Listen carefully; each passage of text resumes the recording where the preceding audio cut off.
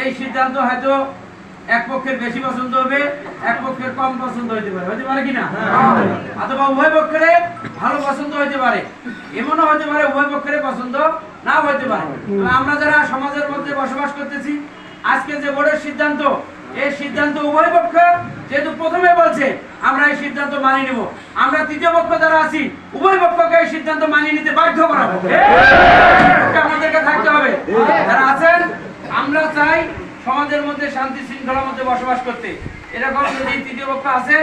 আর একটা বলবো, যেহেতু এটা সমাধান হবে যতক্ষণ পর্যন্ত ফাইনাল রেজাল্ট না আসে, ততক্ষণ পর্যন্ত আজকে যারা এখানে উপস্থিত আছেন সবাইকে চেয়ারম্যান মেম্বার সহ আমাদেরকে সহযোগিতা করতে হবে। আর একটা এর মধ্যে আবার তৃতীয় একটা পক্ষ আছে, তাদেরকে আমি অনুরোধ করবো, সমাজে বসবাস করেন, গ্রামে বসবাস করেন, এই অল্প একটা কিছু হলেই সাথে সাথে দরদ লাগে যান, এটা আপনারা করবেন না, এটা আপনারা করবেন না।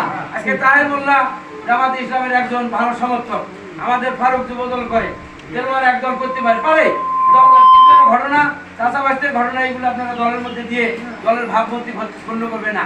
আমি যে আছি দলের, এই যে আপনাদের বেলকার সন্তান হয়ে 15টা ইউনিয়ন নেতৃত্ব দেয়, আপনারা কি বলতে পারবেন আমার দ্বারা বা আমার দলের দ্বারা কোনো ক্ষতি হচ্ছে? নাকি পারবেন বলতে?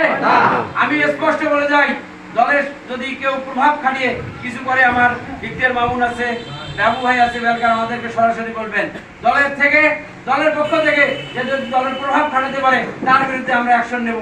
জামাত ইসলামের আমির আছে, সম্পাদক আছে, আমরা বন্ধু সংগঠন মিলে তাদেরকে আমরা ব্যবস্থা নেব।